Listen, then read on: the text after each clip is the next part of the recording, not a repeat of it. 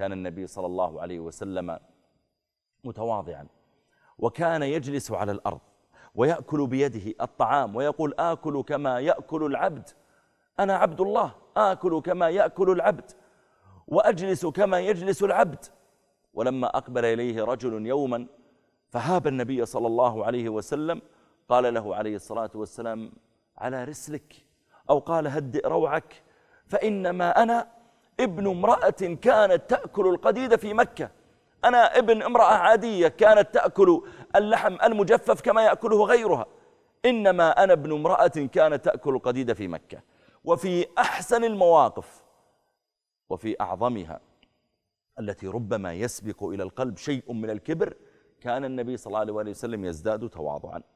دخل صلى الله عليه وسلم مكة فاتحا، فلما كان عليه الصلاة والسلام في فتحها يقول الصحابي: خفض النبي صلى الله عليه وسلم رأسه وهو على ناقته تواضعا لله، حتى كادت جبهته أن تلتصق بعنق الرحل، وذلك أن الرحل له خشبة في الأمام وخشبة في الخلف، فكان عليه الصلاة والسلام قد خفض رأسه تواضعا لله تعالى.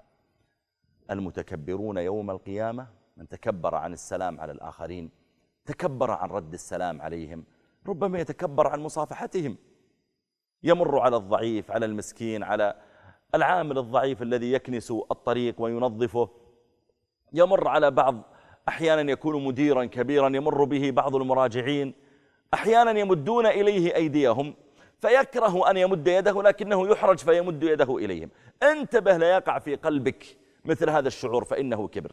أو ربما الذي يسلم على الناس من الكبار المسؤولين ويكون هناك إنسان بعض الناس الضعفاء فيقول: سلام عليكم من بعيد، صافحهم. إذا صافح المسلم أخاه تحاتت خطاياهما. ما الذي منعك؟ لماذا صافحت من هم كبراء وعظماء وتركت هذا الضعيف؟ ما الذي منعك؟